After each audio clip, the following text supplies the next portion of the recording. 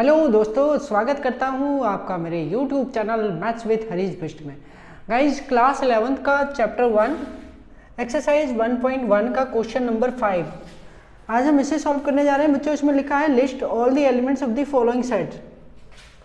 List all the elements मतलब हमें set builder form दिए और हमें इसके सारे एलिमेंट्स निकालने हैं। बच्चों, क्वेश्चन में ये बोला गया है, पहला दिया है a is equal x such that x is an odd number, is an odd number and जो x जो है वो एक ऑड नंबर है, odd natural number, odd natural number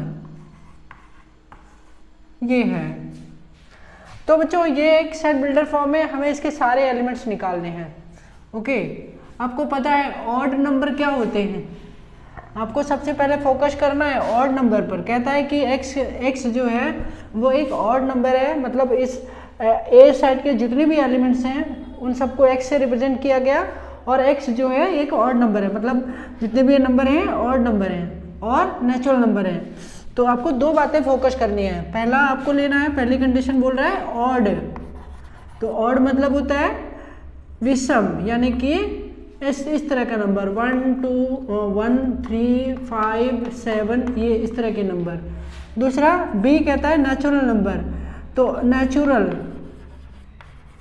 okay, तो भाई नेचुरल नंबर हमारे कौन से हो गए? नेचुरल नंबर हमारे हो गए 1 2 3 ये सारे। तो अब ये जो नेचुरल नंबर हैं इनमें से ये ऑड नंबर हैं, ठीक है, 1 3 5 ऐसे ये ऑड नंबर है। तो भाई अब अगर हम इसमें बात करें तो हमारा सेट क्या निकल कर आती है, एलिमेंट्स क्या होंगे? एलिमेंट्स होंगे 1 3 5 7 9 ऐसे फिर इन्फिनिटी तक। तो बच्चों, ये हमारे पहले प्रश्न का उत्तर हो गया, क्योंकि ऑड नंबर बोला था तो ऑड नंबर का हमारा ये लिस्ट बनकर तैयार हो गया। इसमें ये कंडीशन नहीं दिया था कि कहाँ तक के ऑड नंबर हैं, केवल ये बोला कि ऑड नंबर है। तो ये ऑड नंबर भाई इन्फिनिटी तक होते हैं ऑड नंबर, इसलिए आपको कुछ ऑड नंबर लिखने हैं, उसके पीछे डैश डैश लगाकर छोड़ देना है। इस तरह से हमारा पहला भाग सॉल्व होता है। ओके, अब हम लेते हैं सेकंड पार्ट। सेकंड पार्ट क्या कहता है बच्चों? सेकंड पार्ट कहता है b is equal x such that x is an integer, x is an integer. बच्चों, x एक इंटीजर है और जो कि 1/2 -1/2 -1/2 से मोर देन है और 9/2 से लेस देन है। ये अब ये आप कंडीशन देख पा रहे हैं कि आपका जो एलिमेंट होने चाहिए वो इंटीजर होने चाहिए, यानी पूर्णांक होने चाहिए, ठीक है। और क्या होने चाहिए? वो इंटीजर, वो जो एलिमेंट्स हैं वो यानी x जो है 1/2 -1/2 और 9/2 के बीच का होना चाहिए। तो मैं आपको इसको इस तरह लेना चाहूँगा। मान लिया ये हमारा 1/-1/2 है और यहाँ पर हमारा 9/2 है। अब भाई 1/2 को अगर 1/2 को हम पॉइंट के रूप में दिखाएं तो -0.5 आएगा।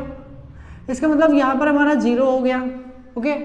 और 9/2 को 4.5 लेते हैं। तो भाई कुल मिलाकर आपको क्या बताना, -0.5 और 4.5 के बीच में कौन कौन से इंटीजर हैं? भाई इंटीजर दिखाने हैं, आपको पता है इंटीजर दिखाने हैं। तो इंटीजर कौन कौन होगा? एक तो होगा 0, ओके, क्योंकि 0.5 है। तो 0.5 इन दोनों के बीच के नंबर है, x जो है इन दोनों के बीच में है। तो इन दोनों के बीच में इंटीजर कौन कौन से मिलते हैं? 0 1 2 3 एंड 4 ये। तो बच्चों, इस तरह से ये हमारा आंसर आ जाता है। क्या निकल कर आया हमारा आंसर? बी के एलिमेंट्स क्या हो गए? बी के एलिमेंट्स हो गए 0, 1, 2, 3 एंड 4। ये हो गए हमारे इंटीजर, जो कि इनके बीच के इंटीजर हैं। इस तरह से ये हमारा सॉल्व होता है। अब हम पार्ट नंबर 3 लेते हैं।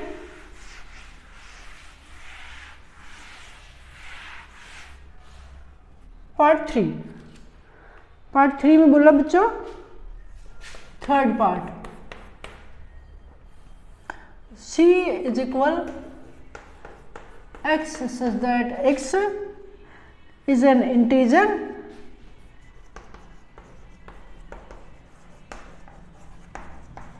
x एक इंटीजर है, x square is less than और इक्वल टू 4। बच्चों ये है, ये सेट बिल्डर फॉर्म है। मतलब x एक इंटीजर है, मतलब जो हमारे एलिमेंट है वो इंटीजर है, और वो इंटीजर कहाँ से है, वो x स्क्वायर के इक्वल 4 है या लेस देन 4 है। ओके, तो अब हम निकाल लेते हैं। तो भाई पहला तो इंटीजर है, इंटीजर मतलब पूर्णांक के फॉर्म में, तो हम सीधे सीधे आते हैं x square is equal less than और इक्वल टू 4। तो हमारे इंटीजर होते हैं -2, -1, 0, 1 एंड 2। ये हमारे लेस देन 4 के सारे इंटीजर हो। अब हम लेते हैं क्वेश्चन नंबर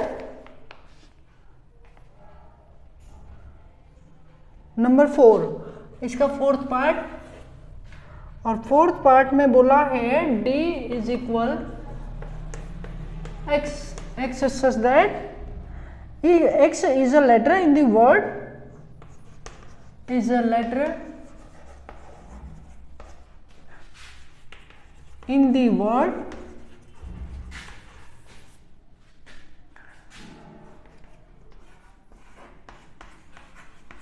लॉयल। बच्चों लॉयल शब्द का एक वर्ड है, यानी कि एक वर्ड है जो वर्ड है जो लॉयल है, means loyal is a word, loyal एक शब्द है।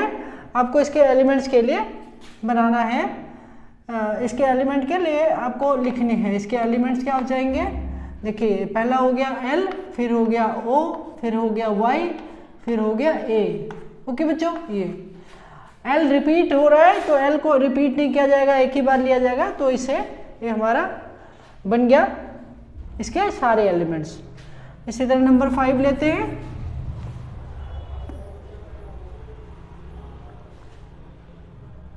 बच्चों इसमें दिया है E is equal x such that x is a month of a year, is a month of a year,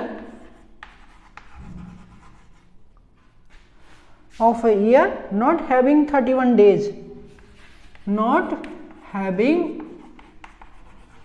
31 days। मतलब क्या हुआ बच्चों, मतलब ये हुआ कि x एक मंथ है ईयर का जिसमें 31 डेज नहीं है। ठीक है, जिसके पास 31 डेज नहीं है मतलब, ठीक है, तो आपको तय करना है। तो E बराबर क्या होगा भाई, ऐसे महीनों के नाम लिखने जिनमें 31 डेज नहीं होते। तो कौन कौन हो गया, पहला हो गया फरवरी, ठीक है, फरवरी में 28 और 29 डेज होते हैं। फिर हो गया आपका अप्रैल, ओके, अप्रैल के बाद फिर हो गया जून, फिर हो गया सितंबर,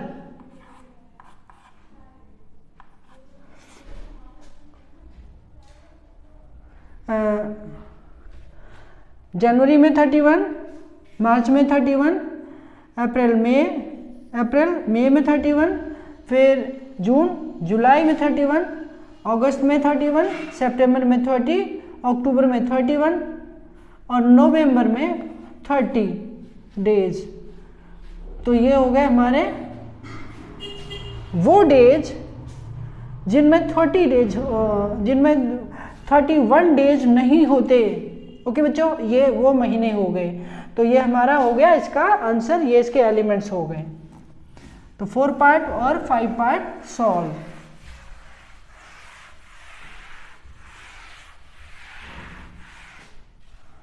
अब हम लेते हैं पार्ट नंबर 6। पार्ट नंबर 6 में बोला है x f is equal x such that x is a consonant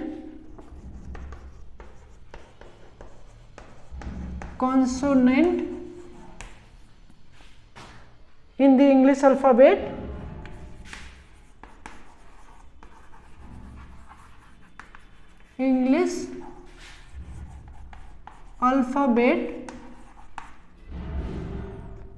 which precedes k.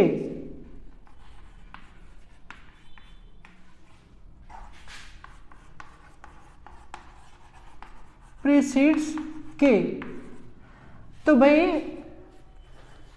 k से पहले तक के सारे कॉन्सोनेंट आपको लेने हैं। बच्चों इस क्वेश्चन का आपको इस तरह हल करें, आपके माइंड में होना चाहिए कि ए ई आई ओ यू ये वॉवेल है, ये क्या है वॉवेल है, बाकी को छोड़ के मतलब इनको छोड़ के जो बाकी बचे वो कॉन्सोनेंट हैं। तो आपको कॉन्सोनेंट का एक वो सारे एलिमेंट यहाँ पर लिखने हैं। कौन कौन है? बी, ओके, सी, डी, एफ, जी, एच, फिर जे, के नहीं है, ठीक है, प्रीसीड्स के, ओके, के से पहले पहले के ये हो गए। B, C, D, F, G, H and J, all elements are between A and J. तो इस तरह से इंग्लिश अल्फाबेट है हमारा ये, और ये हमारे इसके एलिमेंट्स हो गए।